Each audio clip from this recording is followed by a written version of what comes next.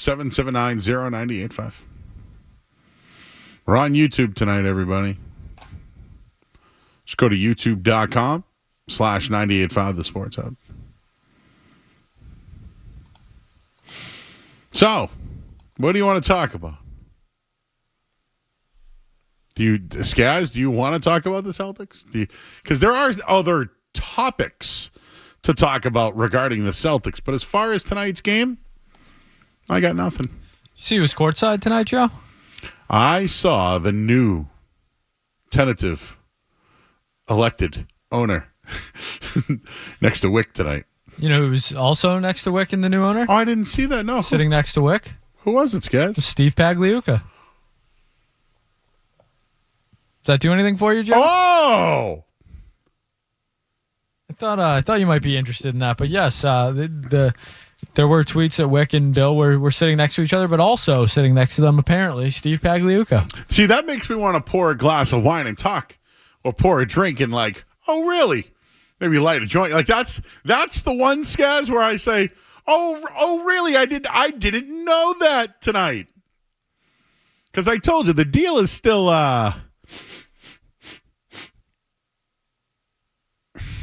deal still smells. I think we've talked about this before. So, again, consistency. Pegs, did he look happy? Did you see him there? Like, did he look happy, guys? What do you think? Can you give me like a Joe, all I saw Pags meter? All I saw was the back of his head, and people tweeting that it appears to be Steve Pagliuca. So don't shoot the messenger. Wick, just trying to pass along the information provided. With Chisholm in the middle? No. I think it was Chisholm, Wick, Pags, Joe. So Wick sat in between Pags and Chisholm? His old owner and the new owner of the Celtics, maybe? Or maybe the two future owners of the Celtics.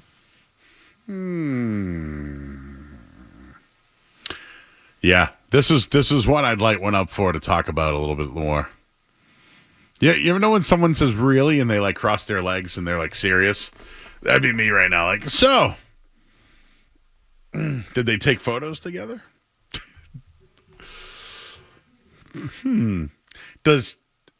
Did they go to Pags and say, hey, to close this deal, we need you, buddy? And Pags was like, huh, you need me now, huh? And then Wick's like, only on one condition. I'm the guy. And Pags was like, And that's why he's warming up to him, Scats. That's what I got. I've been consistent on it. I don't think this deal's going to go through as smoothly as some think. And if it didn't, and Chisholm still wanted it, and that's the way it was going to go, he would have to rely on somebody for some more money. Why not Steve Pagliuca? Oh, I love that. Oh, it's a great Metallica line. Burn your bridges, build them back with wealth. Judge not, yet ye be judged yourself. Can we talk about a Celtics topic? Peyton Pritchard's game falling off a little bit in the last a little bit here. I think he's 4 for 19 his last 3 games from beyond the arc. I would say that's slightly concerning. Yeah, these guys go through slumps, though. I mean, Derek White had a stretch where he's struggling's probably strong, but wasn't as efficient from 3.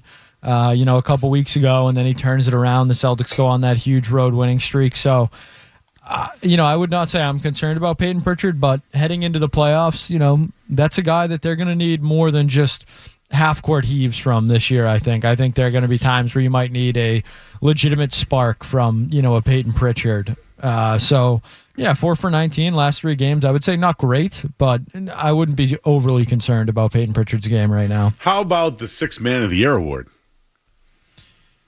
Hearing some scuttlebutt, Joe? Oh, isn't this what like the talking heads were doing yesterday? Yeah, apparently. They shoot too many threes. Pritchard's not going to be the 6th Man of the Year. Certain people said that they would vote for Malik Beasley, I believe, is the name that's being tossed around. Tatum's still not the top guy. I heard a lot of things in the last couple of days. Who was the player of the month last month, Joe? like Joe Mazzulla said, it is the stupidest thing I've ever heard. Okay, we left here last night. And I told Skaz, I did a video. I'm on TikTok. Go follow me at Joey Murr. I do videos. We got Trench has made a video about a guest we have on Monday. I haven't posted it yet, but it's going up there. But I saw the players of the month in the Eastern and Western Conference. And of course, I know that someone's going to hear me say this right now. And is going to say, oh, wow, you're green teaming. No. This is not green teaming. Shai Gilgeous-Alexander got Western Conference Player of the Month. They went 14-1. They beat the Celtics. Okay, they went 14-1. He was averaging 31 points a game. Yet, I just want to let you know that Nikola Jokic, though, put up 60 points last night and has had like triple-doubles galore of late. But you know what? SGA in. Fine, right? Best player on the best team. Got it. In. Locked in. Eastern Conference Player of the Month. I go, it's got to be Tatum. Right? Like, Tatum had the greatest March of anybody. The team went 14-1. They went undefeated on a road trip. Like, he hurt his ankle and missed one game, which they won by like double digits. But do you know who the Eastern Conference Player of the Week was or month was? So guys, you know the answer. I believe it was a Chicago Bull, Joe. Yeah, Kobe White. Does that excite you guys? Kobe White. I think they were 9-8 in the month. They went 9-6. 9-6. My apologies. Yeah, no, 9-6 though. But he averaged 27 points a game, and they went. Guys, where are the Bulls? Are the Bulls in the playoffs? Listen, please trust me. I don't care about the players of the month. The Bulls are currently at 10, Joe. Looks like they have a shot at a play-in game. Oh, wow. Very exciting. So Kobe White, whose team has gone 9-6 to hang around the 10th spot. 6-4 in their last 10. Celtics 9-1 in their last 10. It's tough. So again, please don't think I'm green teaming here. I'm when things don't make sense, I have to talk about it. Kobe White's team went 9-6. Jason Tatum's went 14. So how about you give it to the guys whose both teams went 14-1? That would look good to me, guys. Because you could just say, well, both teams, two best players on the two best teams, right? Like, it's pretty easy. Kobe White? Who the hell is Kobe White?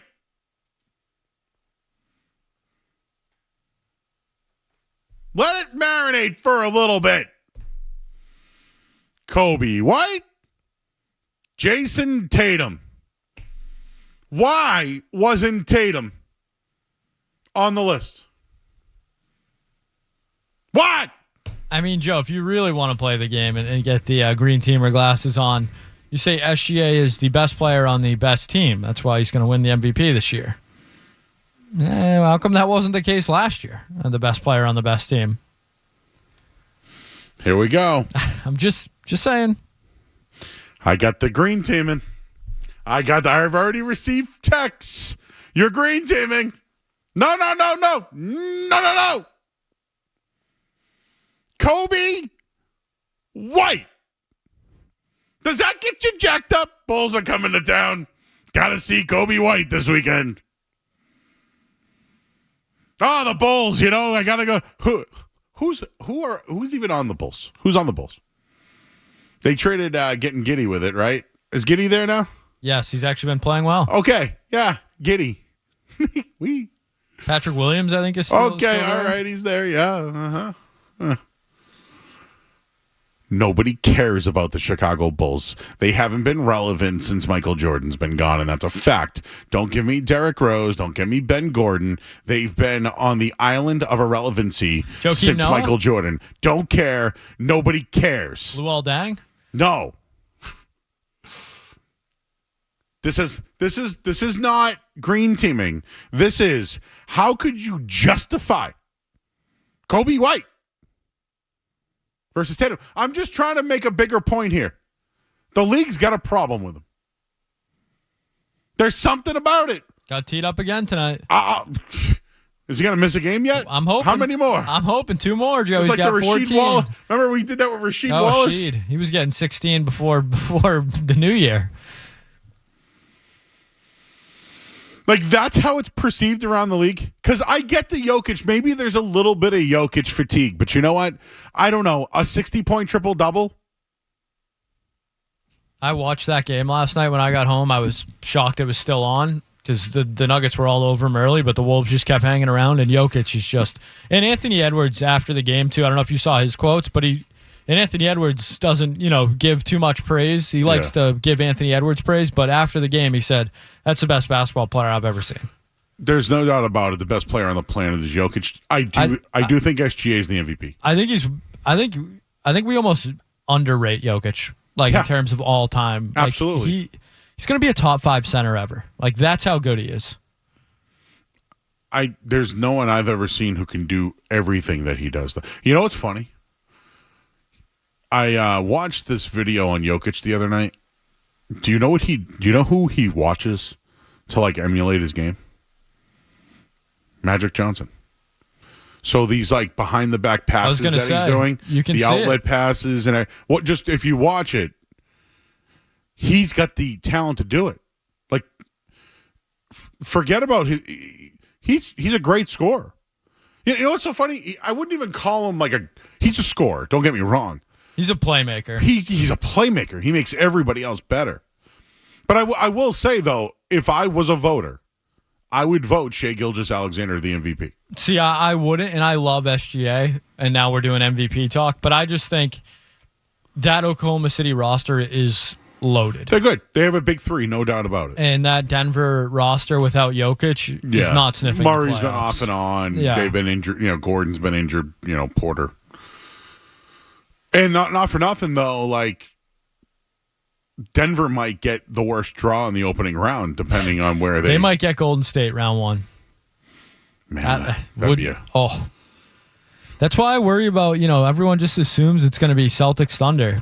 Thunder have a lot taller of a task in front of them out west than the Celtics do in the East.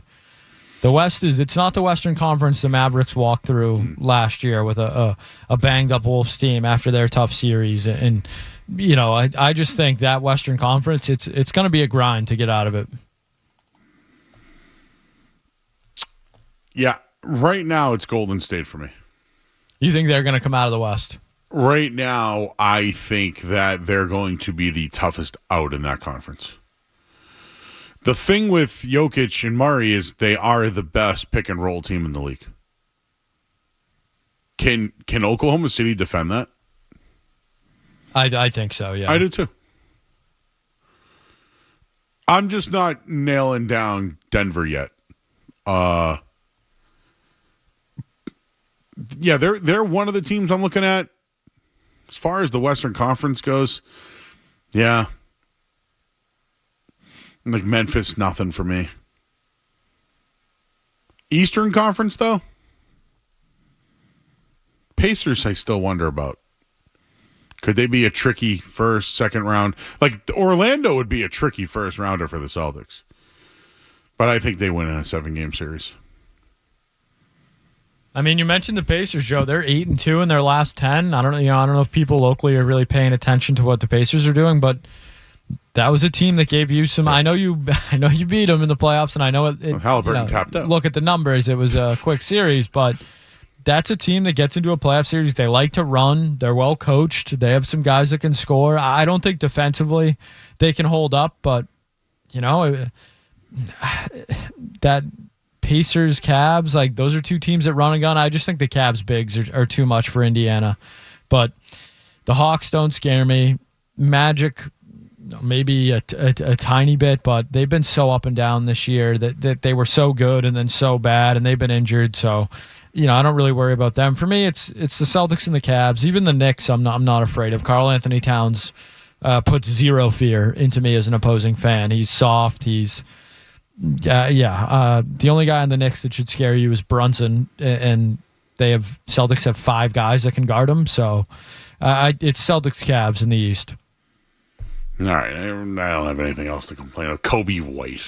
How about Garrett Crochet, Joe? See that tonight? Let's get into that.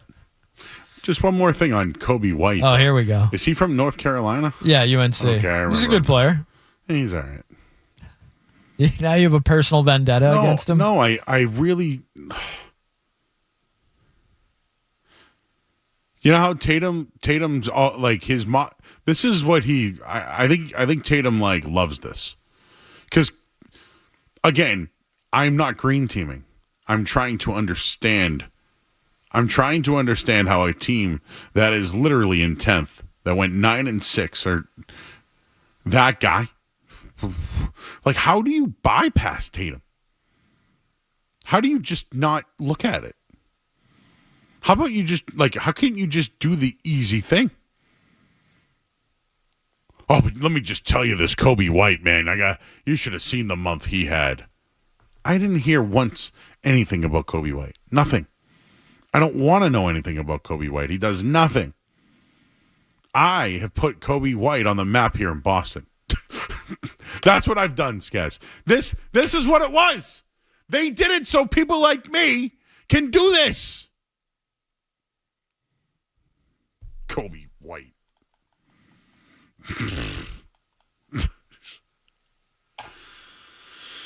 All right, well, we have some news on the Red Sox today. We'll tell you what that is coming up next. Oh, are we still going? Oh, we're still going. I mean, I could have improvised a break there if needed. You want to do socks? You want to talk some Luke Cornett? Let's what do you want pizza for a second. Pizza for a second. Pizza for a second. We got pizza delivered tonight. I'm gonna do a video for it. So I teased it, Skaz, on social media, and all I did was show a picture of the boxes.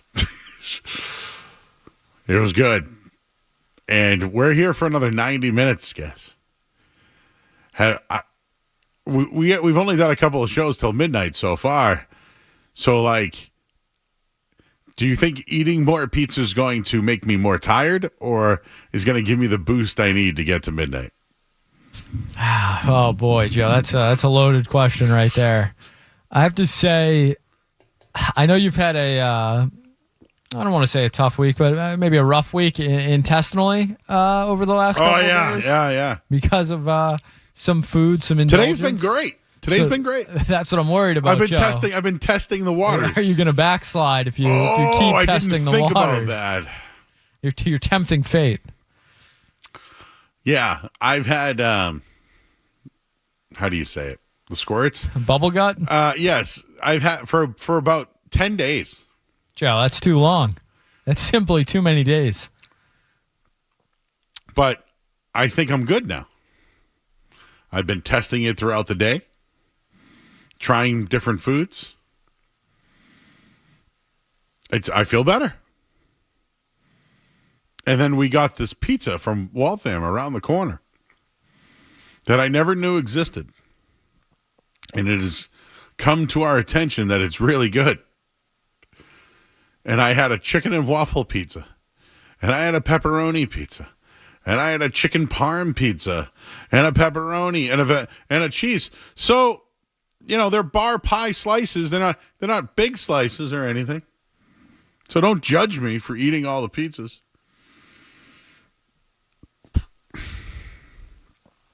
But I'm going to post it soon. This place, oh my God, this place a hit. Oh, so good.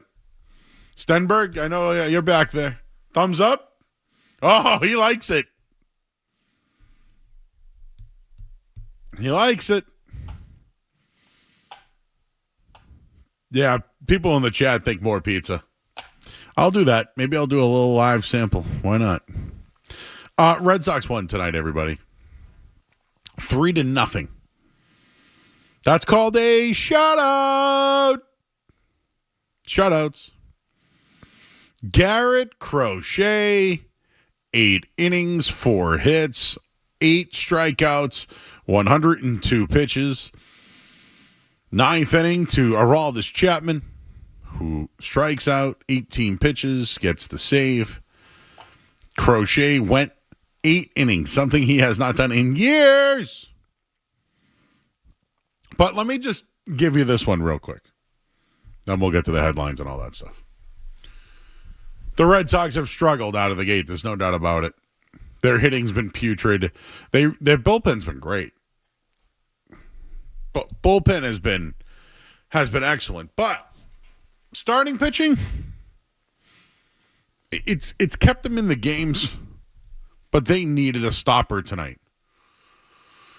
They needed an ace.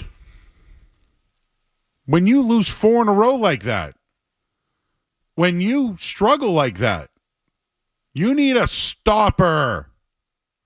You need a stopper, and tonight, Garrett Crochet was that man. You stop a four-game losing streak, the team wins. Now it might start up a new season. And it was excellent stuff tonight from Garrett Crochet. 8 innings. I mentioned the no earned. 4 hits, 1 walk. It was the longest start of his Major League Baseball career. He went on to say earlier that his first start in college, he went 8 innings. And he hasn't sniffed it since. Very excited about the long term, but also focused on the present. This was talking about tonight's win and his contract extension. Looks like Crochet off his contract looked pretty good. I thought his control was great. I thought he had a 3rd and 4th pitch tonight, something I questioned about. He was outstanding. And they got a guy at that price now. You know, there are some concerns to the deal. I don't care. It's not my money. But for a guy who's now got 10 wins in his career, like, think about that. Dude got $170 million, and he has 10 wins in his career. But the way that he pitched tonight, he would have got a lot more money if they didn't lock it up already. We'll have more on this. I know Skaz got some thoughts on Garrett Crochet. There's also an extension for Christian Campbell. We'll tell you about that coming up in a bit. Oh, and Rafi Devers. Skaz kept telling me, Joe, don't worry about it. I said he'd be fine. He's going to be fine. Big old smile on his face, though. I love big smile. Love when I get a good smile from a big guy. You know? I wonder if they rubbed his belly after. What I get, Skaz, is that I get my head, people rub my head like, You're too tall, Joe. Who's rubbing your head? Well, that's what I was going to say. I mean, maybe sometimes I'd want me to rub my belly. They rub my head.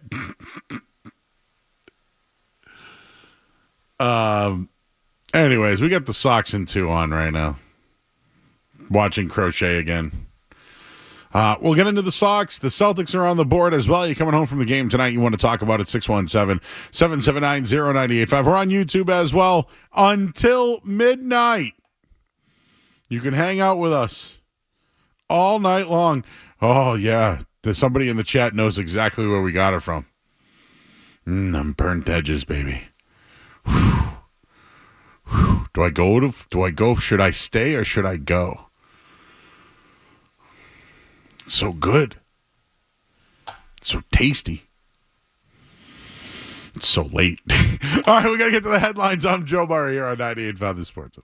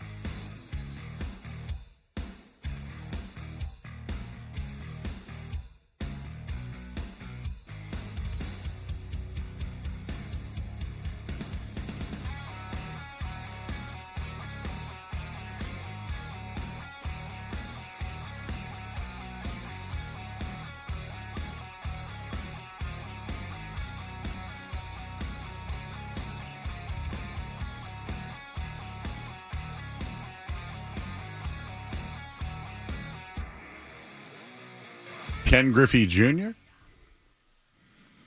Who else was in that home run derby? Sammy Sosa? Noma?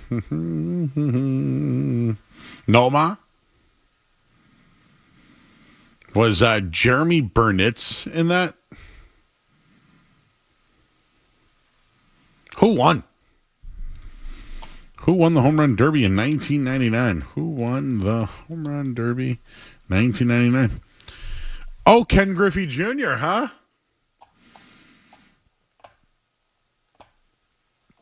Not bad. There was an oral history that our good friend Sean Silver wrote way back on the 99 All-Star Game. It's at 98fathersportsup.com. The opening line is, the late 90s were a boom period for baseball. The summer of 98 captivated the nation with a record-shattering home run chase between Mark McGwire and Sammy Sosa. And of course, 1999, the All-Star festivities. McGwire hit one, I think, on the Mass Pike. All right, so it was Jeff Bagwell, Larry Walker, Sean Green, Griffey, Brian Jordan, Jeremy Burnett, John Jaha, and B.J. Surhoff, and Noma Garcia-Parra, Jay Bell. Those were the contestants. Griffey better have won. Would you want to see another All-Star game here, Skaz? Yeah, why not? Yeah. It's been too long. NBA, MLB first. I'd like to see the NBA here. I know the rumors 2029. I would like to see that. I think the Garden, the Celtics, they've more than earned and deserved that. It's been way too long since, it's been back in Boston. Yeah. Tell Trent that he has to tell the guy who won the contest he has to wear jorts to the show. I don't think you have to tell him that, Joe. I think that's a prerequisite. Yeah. So it's so funny because, Jeremy Conley, the Jeremy Conley, he's probably listening. Our former producer is listening as well, calling me out for being a green teamer. Josh Deering, how are you, sir? But Jeremy would always say to me, I guess now I'm throwing Jeremy under the bus now, right? Yeah, it's Jeremy who said it. But whenever we'd go to Patriots training camp, they would open the gates and there'd be the running of the jorts. The running of the there you go. See, you're familiar. I've heard tales. The running of the jorts when they open those gates. So I feel as though if you're like going to the Creed concert, you're the runner of a jort. Like you're a jort runner. Or a runner in jorts. See, he's telling him. He's got to wear jorts and I don't know if there's Creed shirts. Would you wear a Creed shirt to a Creed concert? Maybe like a Scott Stapp Cowboys jersey. The one he wore on Thanksgiving. Or one of that's got to be a collector's item. You know what, though? Seriously, the NFL's making all these moves and all these changes, guys. And every Thanksgiving, like now, there's going to be 3 games now on Christmas Day. The Chiefs want to be on every year now, like it's a Christmas miracle. No, they got Hallmark movies about them. They're the right? Christmas team. So why not this year instead of like, Shabuzi? Creed halftime, Dallas Cowboys, Thanksgiving Day. Skaz, think about how viral that would go. Like Mark Tremonti comes out, right? Oh, was it Can You Take Me High? Was that the song? Whatever. Oh, that's the song. Yeah, I don't know. I was thinking, my head, pizza brain. Pizza was so good. Can't stop talking about it. It's pizza, Skaz. How could it be that good? It's like that good. Anyways, we got all-star games at Fenway or the Garden. Did you tell them to wear jorts, Trent? They're wearing jorts. Okay. Imagine trying to get somebody off the phone who just won tickets. You'll be all set. they'll get their Creed tickets. Oh, Chris Daughtry, huh? I know you're into that one, Skaz, right? He was an American Idol. Why would I be into I don't know. Daughtry? I feel like that was your era. My era? I mean... Did you watch American Idol growing up? My mom was a big American Idol fan. So, I remember, early days. Taylor Hicks. Possibilities! Yeah, that guy? The gray fox. He looked old. Yes, yeah. That was his whole thing, was that he was the old shockingly guy. had gray hair at 29 years old. What a shock. There was... In the early 2000s show, that's all it took. Yes. That's all it took to get you, sat next to Ellen for the next 4 days, was you had gray hair at 29. Daughtry didn't even win. He didn't even have hair. And he didn't know. Who else? Ruben Studdard. Clay Aiken. Of course. Kelly Pickler. Yeah. Who's the girl that has her show now? Kelly Clarkson. The best. The only real winner of American Idol. Really? I think so.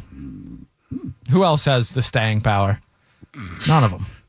Was Carrie Underwood a... Yeah, I was going to say. Yeah, well, there you go. Carrie Underwood. Did she even win? Yeah, I would say yes, but Joe, I tapped out when I, turned 10 years old, 11 years old. Something tells me she didn't win. Now I got to Google it. I've been waiting all day. Did Carrie Underwood win? This is what I'm doing right now. Yes! She did. Season 4. 2005. Good for her.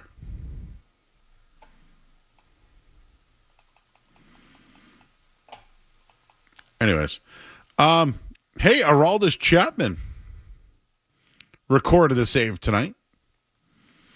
Did you know he became the first pitcher in baseball history to record saves for 7 different teams, guys? Reds, Yankees, Cubs, Royals, Rangers, Pirates, Red Sox.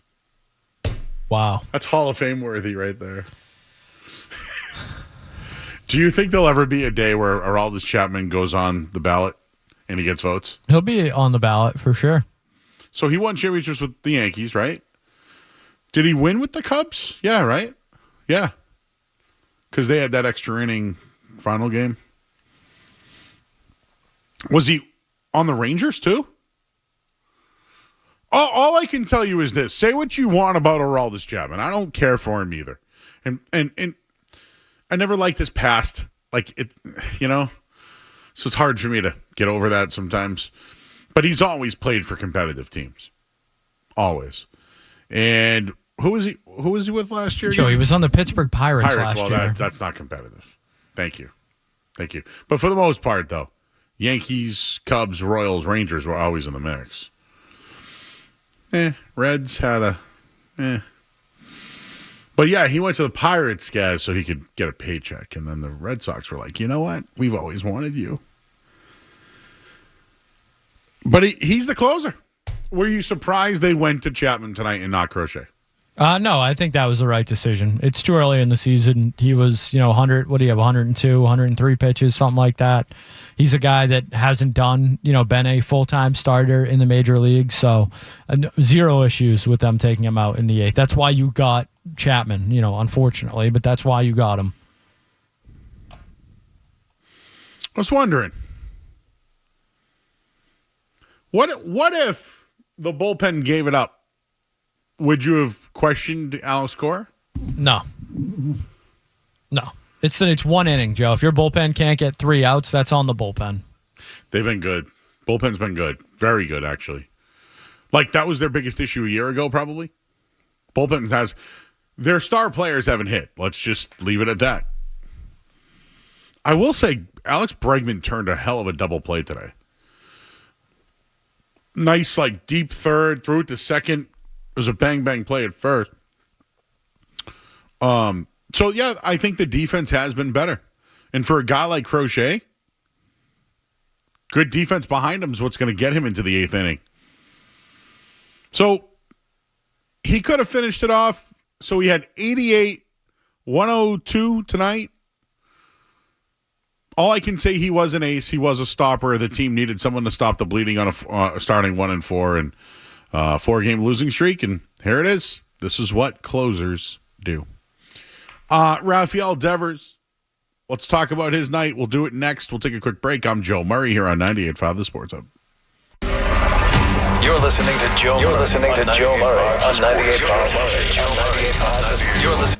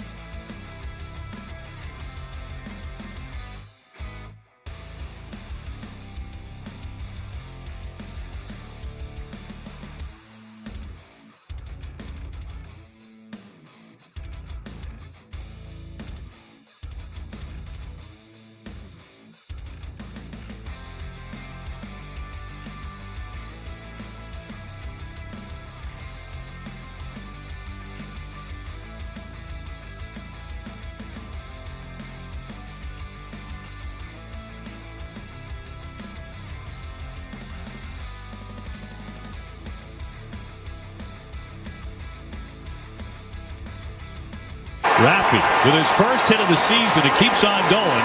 Into third now, trying to score is Raffaella. Here's a play at the plate. High throw. He's safe at home. 3-0 Boston. And Raffy Devers finally in the hit column. Oh, does that feel good?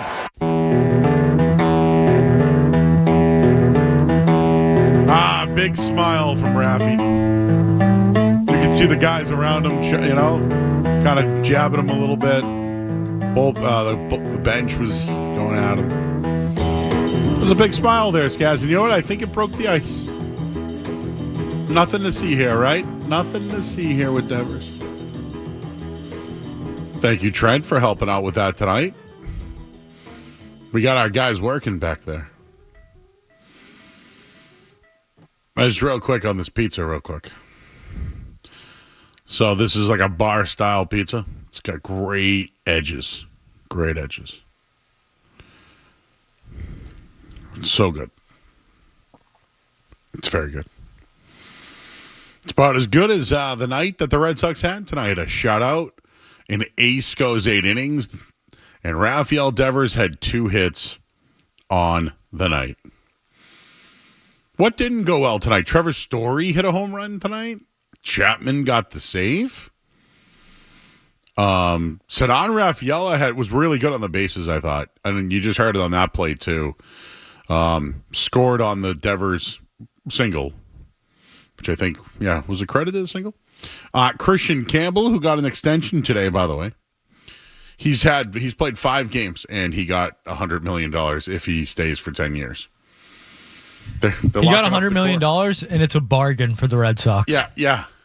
No, think about it. Between Crochet and Campbell, they're going to pay $270 million if it gets to that.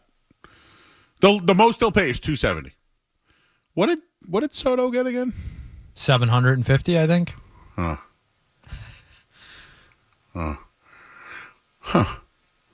Seems like they're locking up their guys, Skess.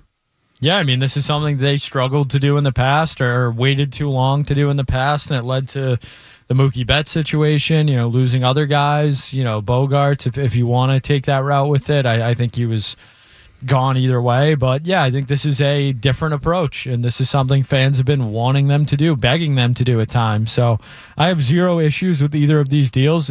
I get that there is obviously some slight risk involved with, unknowns is probably strong, but not entirely proven talents in Campbell and Crochet. The talent's obviously there. They just haven't proven it out at a major league level for a long period of time. So obviously that question still looms, but I have 0 issues with either of these deals. I don't understand how you could. Both of these guys seem to be extremely talented, and you're building the core for hopefully the next great run of Red Sox teams. I have no problem. So I want to make this clear. I have no problem with the deals. Like, none at all. But what does this seem like to me? I don't think the Red Sox are interested in spending unless it's some sort of stock. And what I mean by that is you're buying low on Christian Campbell. You're buying low on Crochet. Like, you're paying for both of those guys to be good to when they are in their prime. You got to make team controllable deals. See, my only pushback, and this is optimistic thinking, but my hopeful thought would be that they're doing this so that when those guys are entering those prime years and the team is competing for legitimate titles, that they have the leeway to go out and get a guy they need, and have the money able to, because you've locked these guys up for reasonable money early. Yeah, like when they're in it. That's wishful thinking to think that they will be that proactive and go after, a top of the market guy, but that's the hope when your team is making these deals. Good point, because that's the way that they run their team. But when you would hope, because again, I hate to bring up the old days, but they would spend no matter what years ago. No matter what. The best Cuban player in the world's available. Rusney Castillo. Pablo Sandoval's available. You name him. Carl Crawford. They'll spend. Adrian Gonzalez. There was a time when we could never complain about the Red Sox spending. They did a lot of it. But I do see a shift, those guys. Like you're looking at it hey, there should be no excuses now when they're locked up under these deals that they should be going and making moves. Great. that's just another layer to it. I think that they're it's like, I don't know anything about crypto, and please don't call me about it. But you know how people throw it in crypto and later on they're like, hey, wow, I made a lot of money. I think that they're going stock-wise. Like they look at up and to the right Crochet. Like they probably don't feel that way about Trevor Story's deal. You know what I'm saying? They look at that as, what are we going to do with this? Yoshida on the back, what are we going to do with this stock? You know, we got to eat it. But I think they're looking at those young players and the young core itself. They got a bunch of guys locked up right now. Wow, are we crediting Red Sox ownership right now, Skaz? Is that what we're doing? Red Sox ownership deserves credit for the moves they've made? Wow. A lot's changed in the summer. We'll hit the headline here. We're here till midnight. Only place in town where you can get extended coverage until midnight. And we're going to be doing this all the way through the Celtics playoffs, everybody. It's going to be fun. Hang out with us on YouTube as well. You can chat in. You can call in at 617-779-0985, and you can have yourself a late night pizza like us. That's what I'll be doing after this here on 98.5 The Sports Hub. From the Telfair Tech Studios, this is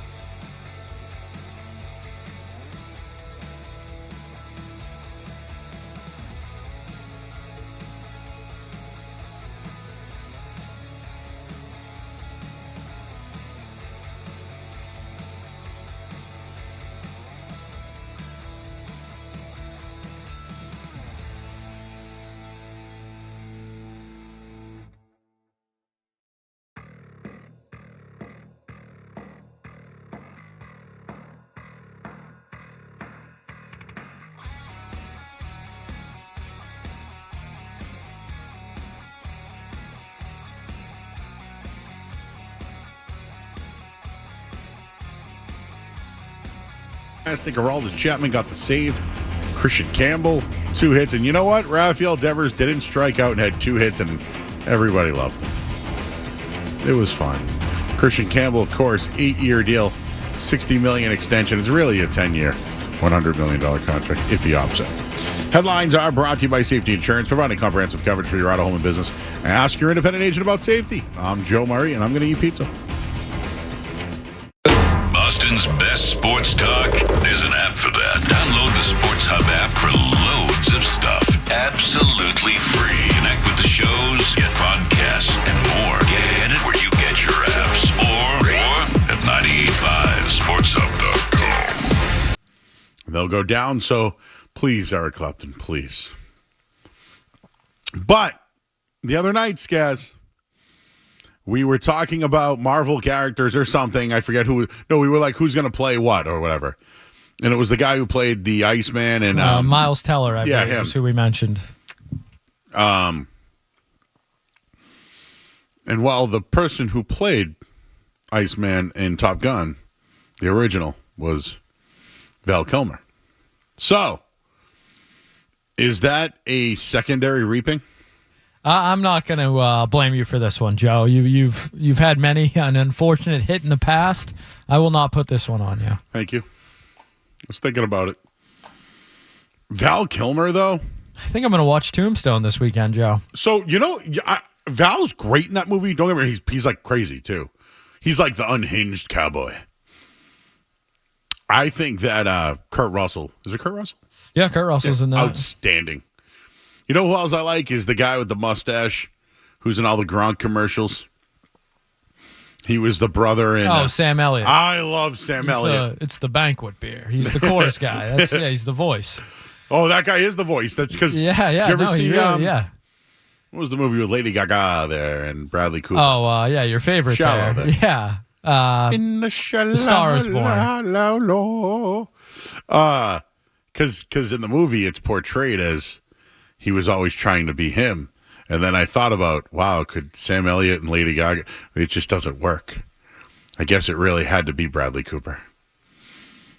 Not Sam Elliott. Sam Elliott got a great mustache. Great mustache. Very funny in Parks and Rec, too, in his cameo. He's a great actor. You know who had somewhat of an interesting mustache? I'm up to date on the city. What is it? The Ringer documentary. Celtic City. I got to tell you, this Celtic City documentary's, man. If I could give it a grade right now, it'd be an A. Forget about being. It's relatable to me because I grew up in the city, so maybe that's why I really enjoy it. But when you hear other people outside of Boston talk about the Celtics, it's like hearing James Worthy's thoughts about the Boston Celtics. That's something else. I don't think Pat Riley played for the Lakers when the Celtics were beating them years ago with Jerry West. Oh, was that? Well, I'm sorry. Was that the Phoenix game that went? What was the game that went into all the overtimes? Was Riley on that team? Riley has a long history with the Celtics. Is my point. He hates the Celtics, but he says it's a different kind of hate that nobody would understand. But no, James Worthy flat out does not. And you know, Max, I got to tell you, Cedric Maxwell, if you're listening, bro, you need to do more of these, man. You and your stories, bro, because you make it relatable and understanding, and you jabbing Danny Ainge and then him going at you. It made the camaraderie like incredible. So, anyways, my point is mustaches. It's a long way to say it, but mustaches. Yes, Max had a mustache in this one. No, Larry Bird. Larry Bird has this mustache that I don't understand. Like in the 80s, playing in the NBA, after the game, when he's mad, he has this little peach fuzz.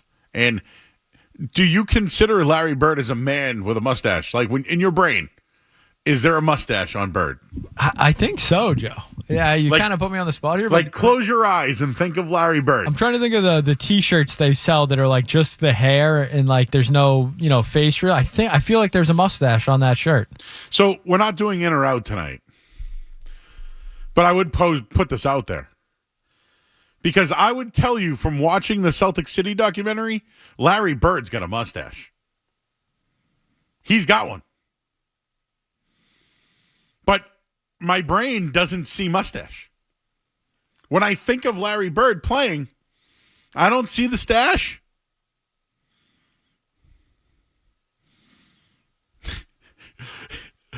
People in our chat are calling it I don't know can I say that? No? Okay.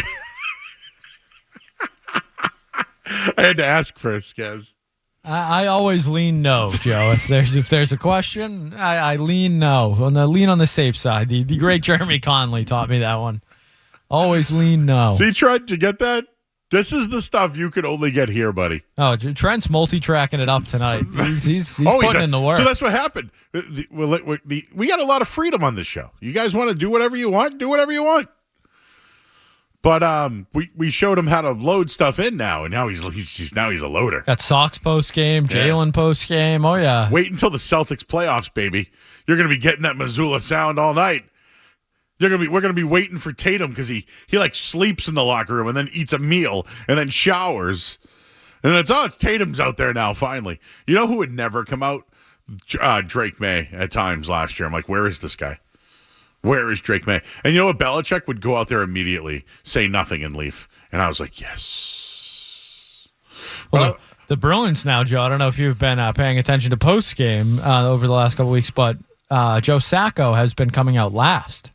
The players have been coming out first, so we have not been carrying Joe Sacco post-game recently. A change. I'm going to say hopefully for my purposes, a change that holds to the end of the season, but we shall see. Good thing it's not the playoffs. Back to the Larry Bird mustache just quickly. You ever have just a mustache, Joe? Me? Yes. Oh, never. Always the beard and the full. I used to be a goatee. Just a goatee. I have had a Fu Manchu, which is if I got rid of the chin of a goatee and it was like a Hulk Hogan mustache. We don't do that anymore. Out on that. I'm sorry. Out on that one. You know who had that? Who's the guy who played who's the guy in the Beverly Hillbillies, but he was in Office Space too, and he was like the guy who lived next door. Yeah, I think he was on Whose Line Is It Anyways too. He had a nice, good Fu Manchu. Ryan Stiles, that Brad Sherwood, Colin Mockery. I don't know, Joe. What's that guy's name? He was on the he was the next door neighbor in Office Space when they can hear each other through the walls. And he goes, "Hey, think I could watch the dog today." Gary Cole, is that who it is? I think it is. Maybe it was the neighbor. He played. No, not him. That Gary Cole good mustache. He was Ricky Bobby's father. Yes, that is true. He was correct. He was also the dad in Brady Bunch. Yes. Was he in Napoleon Dynamite? No, was he? He's in Dodgeball. Dodgeball. He always plays a jerk. He's great at He it. kind of looks like Jeff Foxworthy sometimes. He always plays a jerk. Always. Let's see what else he was in. I didn't know he was in Batman. Yeah, he had... Tammy. That's right. I didn't like that movie. Thought that movie stunk. Yep. He was Ricky Bobby's dad. If you ain't first, you're last. Larry Bird mustache. I'm just going to Google it. Ryan Stiles is the guy that people have been... That's what I said, Ryan Stiles. did, He wasn't but- really a mustache guy, though. No, that's not who I'm talking about. Yeah, Ryan Stiles never had a mustache. Not that guy. Funny guy, though. Canadian.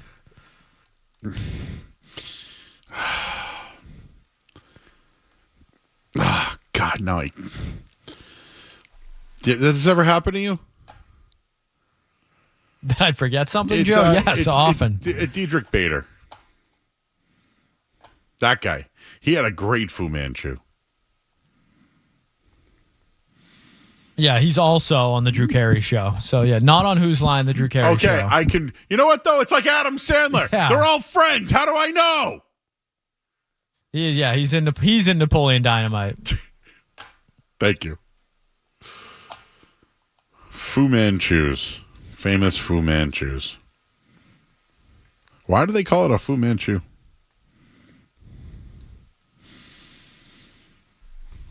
Trying to find famous people with them. Anyways, does Raphael Devers, what's he have?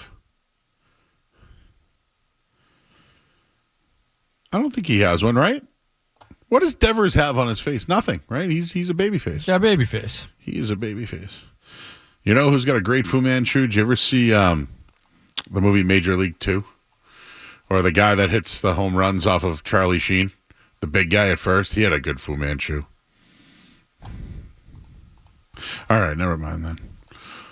Yeah, Devers. Maybe he's out of the slump. Maybe not. Anyways.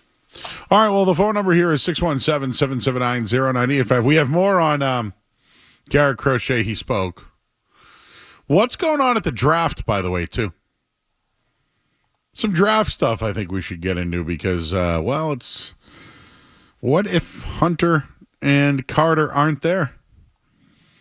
What will the Patriots do? We'll get into all that. We're here till midnight tonight, 617-779-0985. I see everybody in our chat right now.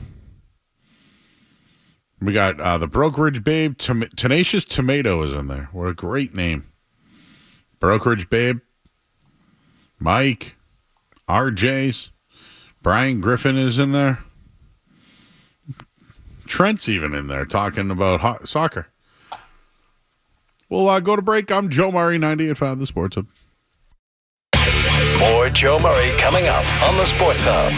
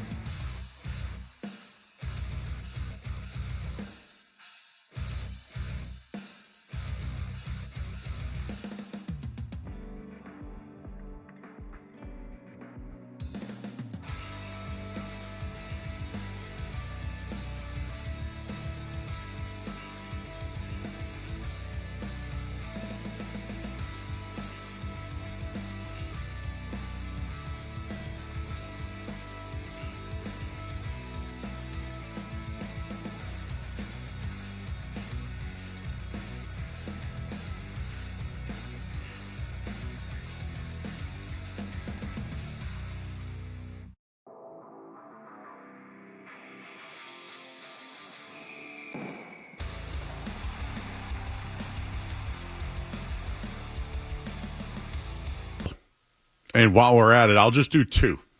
I think the Alice in Chains, I am biased. This is a biased take. I think the Alice in Chains Unplugged is better than the Nirvana Unplugged. The Nirvana Unplugged is legendary. I just think that you get to really see Jerry Cantrell's talents. That's all. I liked, I think Stone Temple Pilots did one. Pearl Jam did one once. I think Stain did one now that I'm thinking back on it. MTV Unplugged was legit. Why don't they bring that back? Like, I feel like we would watch it, right? Like, hey, Netflix, we got Creed Unplugged. According to Rolling Stone, Alice in Chains' fourth greatest MTV Unplugged of all time. Dude, what's better? Would you like to guess 1 through 3? Okay, Nirvana, Fleetwood Mac. Nirvana was 1. Fleetwood Mac.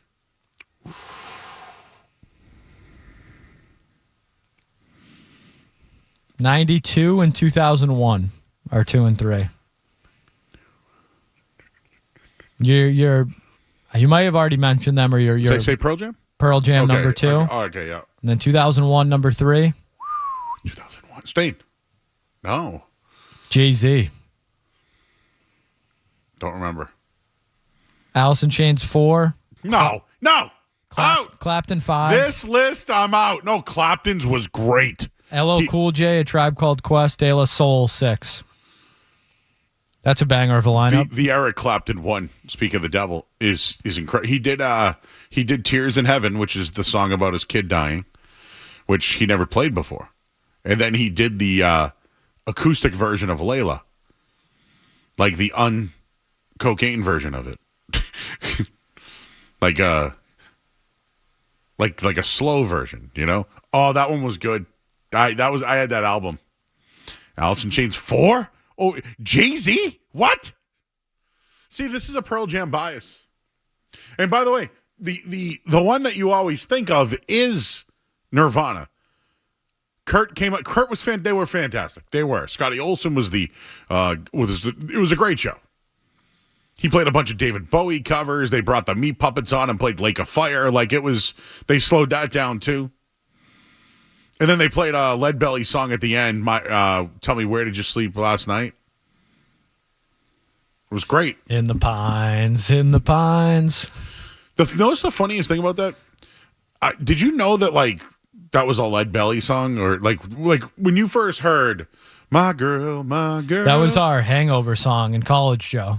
When we woke up the next morning, whoever woke up first would usually put that on the Bluetooth and just put it as loud as humanly possible. Though. Yes. See, I guess I never, one day when I was written by Lead Belly, I'm like, what? A brutal song to wake up to, but it felt right every single time. My girl! Yes. My girl! That was the wake up hangover song. They say that in that song when he goes, the hole, and he goes, not through. They said that that was the last sigh of his life.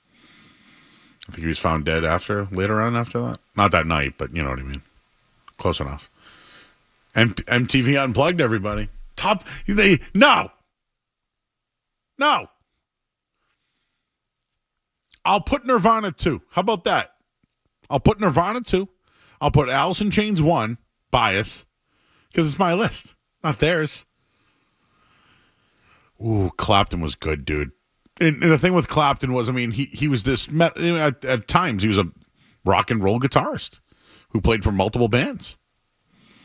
He had good stuff. A lot of good hits on that acoustic. Jay-Z, my ass. How did it go? H to the OZ? How did that one work on Unplugged? Or did he was it Big Pimpin' on a acoustic? Big Pimpin', spending G. How does he do acoustic scaz? He did it with the Roots. Oh. So it was probably awesome. It was probably. Yeah, it was probably awesome. We just dropped. Yeah, I just saw Lil Wayne with the Roots, and I thought it was the best thing I've seen this year. The excerpt literally says the Roots brought an incredible live energy to songs like Big Pimpin', Hard Knock Life. Mary J. Blige came out for Can't Knock the Hustle, and Pharrell joined for I Just Want to Love You. Again, I graduated high school in 2000. I feel like this is something I would have known. Yeah, you Did probably you would know love of this? No, this is before my time. Like the Metallica did a orchestra, which was great. They got the San Francisco Orchestra, and they played one. It was fantastic. Do you think there's a band that could play with the Boston Pops? Don't tell me Dropkicks. Do you think they had ever done that? What about Aerosmith with the Boston Pops? Like, I'm back, and then there's like a boom, band stuff. Anyways, a guy who knows something about music, you might have to pot him up for me. His name is Don. He's in Carver, Massachusetts, formerly of South Boston. Hello, sir.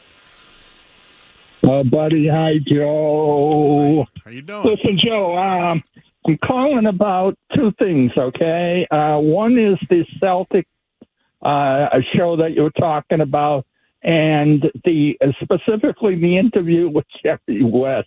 Oh, yeah. Where Jerry West had hatred written all over his face.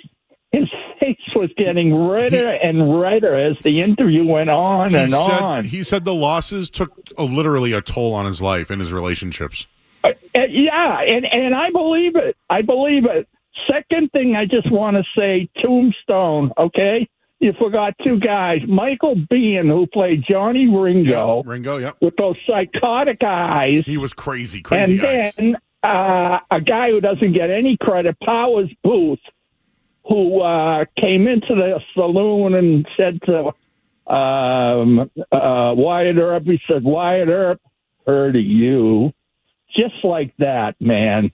So cool. He's gone. He's no longer with us now. But hey, can I? Listen, you guys. No, real quick, Don. I got a question for you. I got one for you. Being from South Boston and watching the documentary, do you think that they put? Do you think that there was a narrative towards what was going on, or how do you think it portrayed people of South Boston? Oh, right, spot on. I called the mid-show, one of the mid-shows, and I talked about growing up and playing stickball and street hockey and all my peers and everything, the kids, the Irish kids, when I'm Irish, and it didn't dawn on me till I got to be a teenager about even the word segregation. Mm-hmm. But I knew it applied to South Boston, and I kind of took a left, or maybe you might say a left turn away from my friends, and it was pretty rough. It was pretty bad in Southie. Yeah. I left before the busing thing. Yeah. The only reason why I bring it up is if you watch The Fighter with Mickey Ward, the people of Lowell were pissed about that was the way they were portrayed. And one of the things in the documentary I saw last night, when you think of people from Boston, right, who do they show? They show Matt Damon, Ben Affleck, who else do they show? Who's the guy that Jimmy Fallon, right? And they were trying to make it about how all the portrayals of Boston are white people, essentially, when, they were trying to talk about how that's not Boston to some people. You know what I mean? And I thought it hit home. So I wanted to just ask somebody who grew up there if they thought they portrayed the town right. Well, I got to see that. I didn't see that last time. Yeah, I watched it last night was the new one. Or Monday was the new one. Oh, I'll have to check that. I'll have to check that out. Yeah, it was I very watched good. the one where they showed the map, and they even had a topography of South Boston. Yep. And I said, oh, my God, here we go. And I was surprised they didn't even get into it deeper. They will. Yeah, give it a little bit. Watch the next episode. They start bringing in like Belle Biv DeVoe and Donnie Wahlberg and how they grew up, and it gets deeper. Hey, hang in there, babe. And when you start talking the roots of rock and roll from my period, the 50s and early 60s, I'll be calling, okay? You got it. He's Don and Carver, everyone. Thanks, Don. Appreciate you, buddy. Take care, buddy. Right, you got it. I wanted to bring that up regarding the documentary. You know who's excellent on this? No doubt. Bob Ryan's a home run. Bob, and you know what? The Dan Shaughnessy, Bob Ryan, Lee Montville crew is absolutely outstanding. Jackie McMullen just hammers home, like, the things she says really resonates. This is a really well done documentary. And again, I grew up in Boston. I was born in '82, so a lot of the stuff that they've shown really was premature for me. I didn't know anything about this. I only know about it from growing up in the era.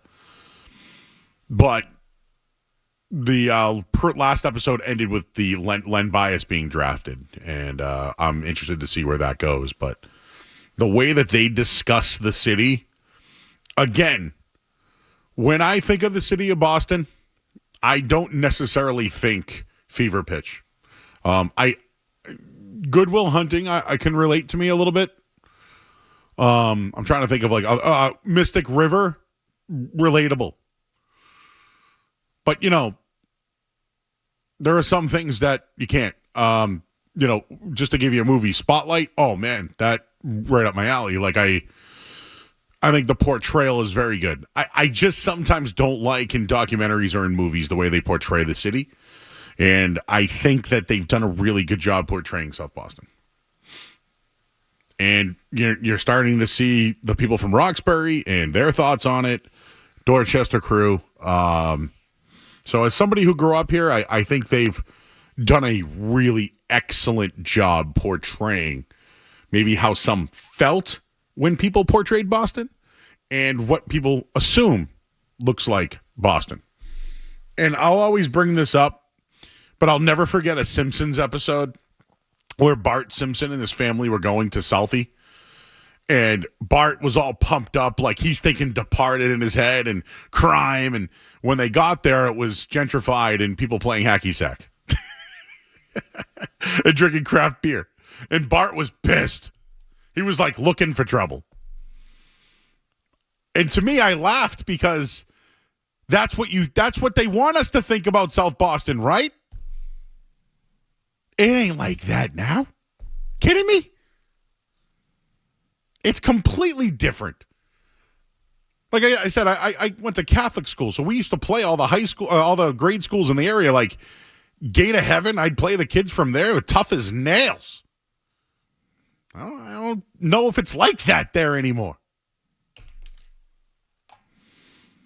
Anyways, I just went on a rant. The pizza kicked in, Skess. That damn pizza was incredible. I'm sorry. You know what? I popped for a lot of things. When we got Celsius as a sponsor, man, you know I popped for that. This thing tonight's got me. It's amazing. Joe's in Westboro. Hey, Joe. It's Street Team Joe. Street Team Joe. Joe, the pizza I had tonight, it's in Waltham. Holy smokes. Wait, is this the one you sent me on Instagram? It is the one I sent you on Instagram. Oh, my God. What's the grading? All right. I think we can all agree. Skaz? Was the best the chicken and waffle pizza? Yeah, that probably had the highest ceiling for me. The chicken and waffle, I've never had a chicken and waffle pizza before, but the sauce was more like a sweet potato sauce. Oh. With syrup, of course. And there was this chicken parm pizza. They called it the Parmnado. Parmnado. Yes. I think that's what they called it. So what number are we talking? What are you giving the pizza? 1 to 10? Yeah. I don't have any complaints, so I'm gonna go 9.4. Holy smokes. Okay, I'm going to need to get there ASAP. I don't want to overrate it. No, I mean, when I sent that to you on Instagram, I was like, Joe's got to know this place because this looks fantastic. And apparently you have to have a membership to even eat there, eat the pizza in there. Bro. Which is crazy to me. Hey, Joe. Yeah. I know a guy. You can get us in? I'm bringing you next time, all right? All right, I'm in. And then we're just gonna have a pizza off. Oh yeah. We might not want to have phones recording for that. It could get ugly. Yeah. You got something for me tonight? Yeah, so I was just leaving the Celtics game, and as we were talking about earlier, sometimes, I'm in my feels now because the Celtics just lost. We were talking about what types of food you eat when you're in your feels, and so I went to Wendy's, and I got the nuggets because I was like, there's no way these Wendy's nuggets were as good to get for me and you to both slip up with the McDonald's nuggets thinking they were Wendy's, and they were that good. The Wendy's nuggets are actually slept on, and I think they might be my number one right now. Joe, I think that the chicken nugget championship, or the chicken nugget regionals that we did, they're still talked about to this day. And they may be talked about for years to come. Oh, I love it, Joe. I'm always down for a food off anytime. I'm gonna take care of you on this pizza though. All right, I love it. Yeah, I'm always in for a good pizza. All right, dude. We'll catch up soon. All right, have a good night, guys. Later. That's Street Team Joe, everybody. If you missed it, Joe and I got blindfolded on Friday and ate chicken nuggets, and we had to guess the nugget and we had to guess the sauce, and I am the chicken nugget champion. That's a great honor to have. Do you think we should get a plaque for that, Skess? Chicken Nugget Champion, March 2025.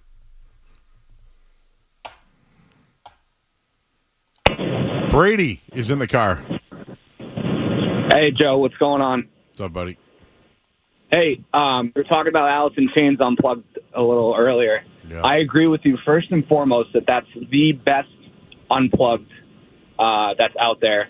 Nirvana's a close second, but I think what made it so great was the fact that not only was Jerry Cantrell amazing on the guitar, but wasn't that Lane Staley's one of his last performances before he died? Dude, he grinded his teeth away. They had to give him dentures. Yeah, that's right. And you can tell, too, because in the performance, he's like skinny. Dude, he was a skinny guy to begin with. He was like the Undertaker with his eyes in the back of his head with Kool-Aid colored hair. And you can listen to the notes that he's hitting, mostly sitting down, too. Yeah. It's incredible. I mean, it's really something. And, hey, real quick, I went to the Creed concert over the summer, and they were selling the Scott Stapp Cowboy jerseys for like $120. Real quick on the Unplugged, right? Yeah. So the reason why I love Jerry Cantrell is because I feel like he doesn't get the credit he's deserved. When people think about Alice in Chains, don't get me wrong, Lane Staley's a voice that nobody could touch. Nobody can.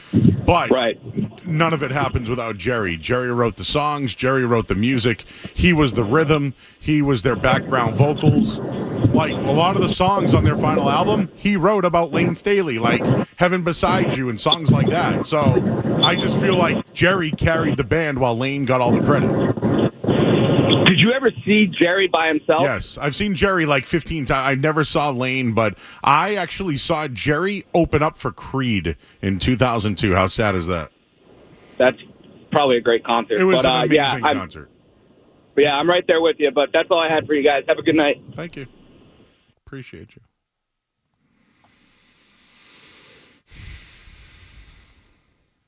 Oh, this is a good one. Can I take this one?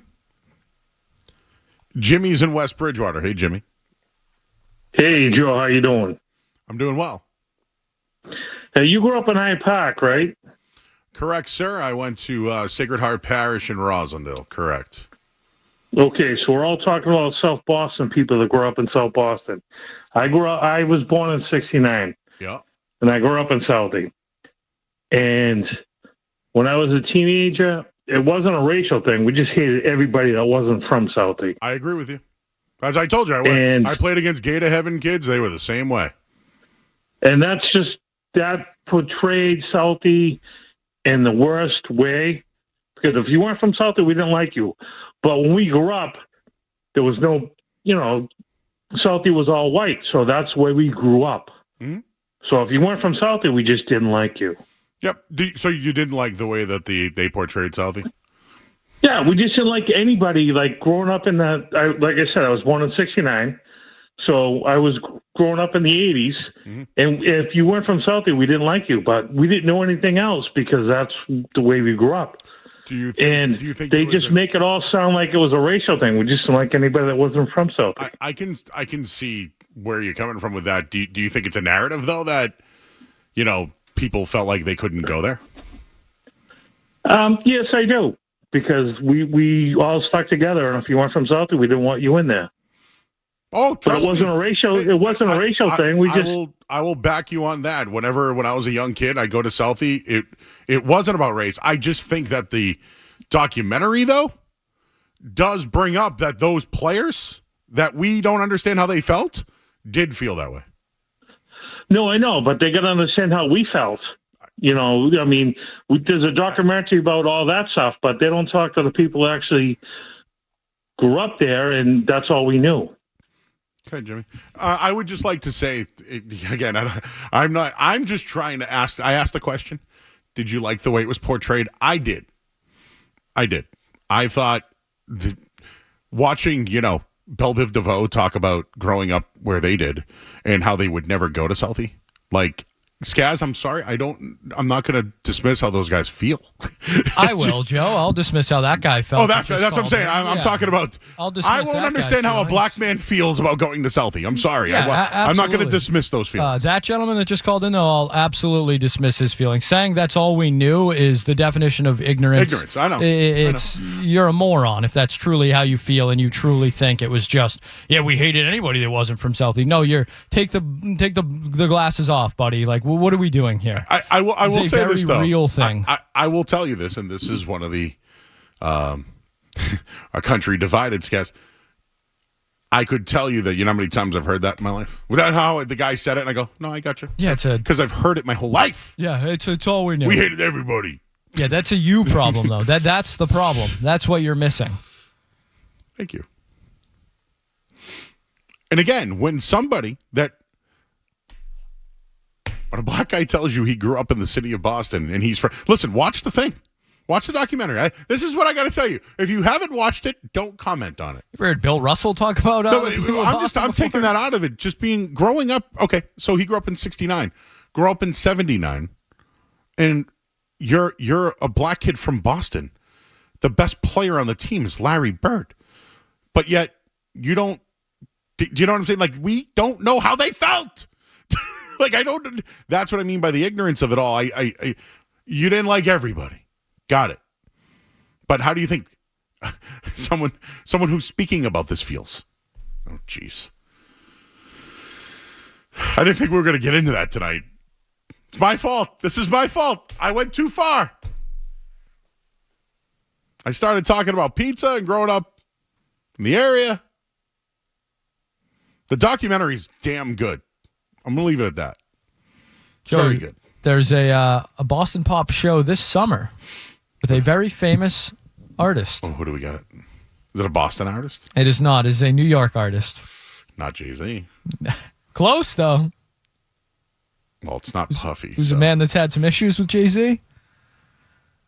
Maybe they've had some tracks back and forth at one another, Joe? Why am I blanking on this one? Nas will be with the Boston Pops. Nas? June 27th. If I ruled the world with the Boston Pops? Tanglewood. Nas and the Pops this summer. That's something.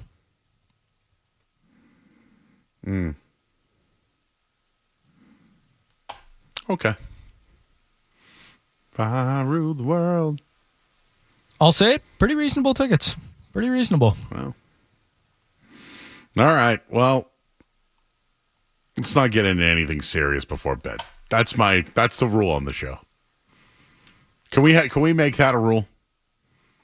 After 11:30? Sorry, I can't get too serious. Can't do it. I won't do it. But the documentary I highly suggest watching. Even if you hated everybody.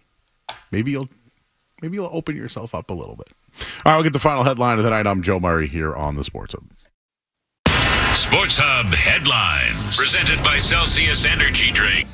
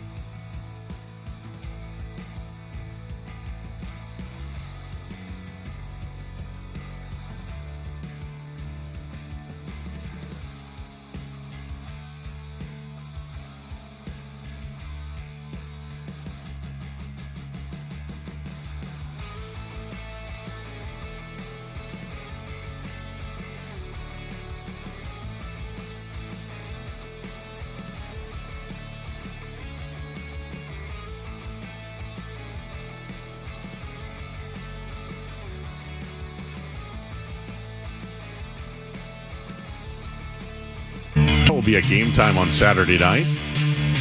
I think we got the street team there, 6 to 9, 7 to 9, whatever. I'll be there. Come say hi.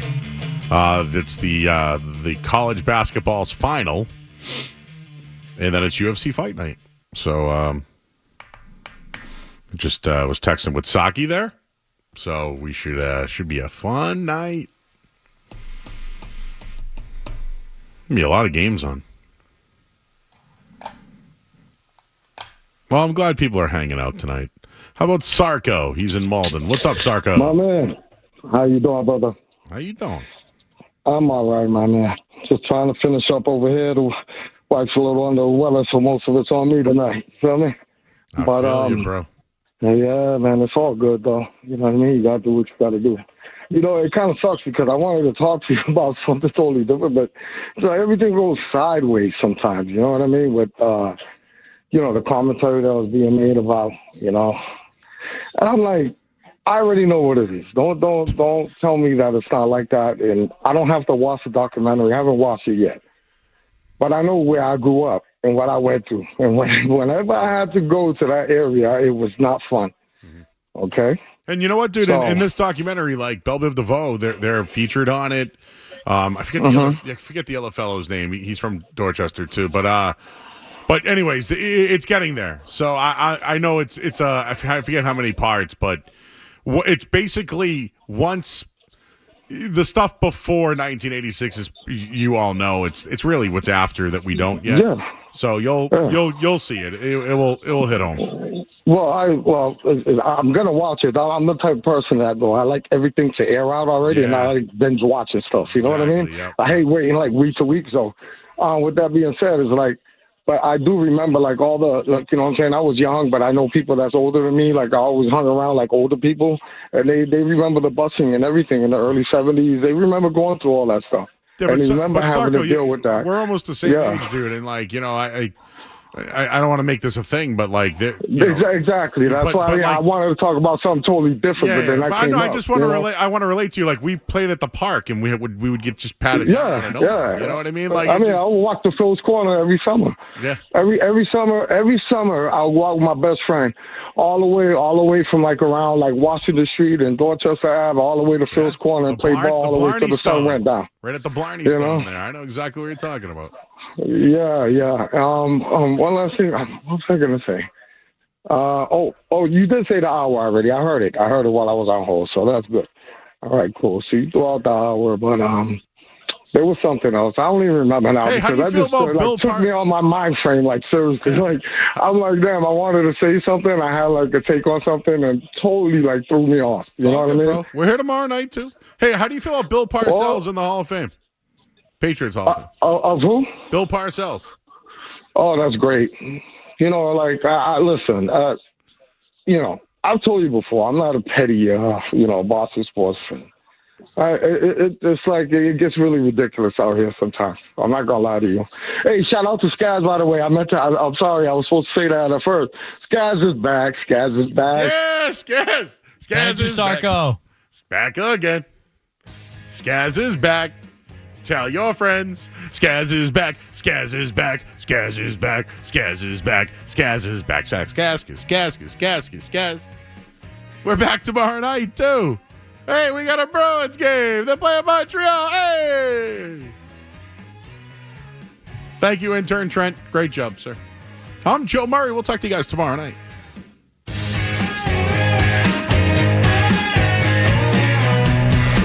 You're listening to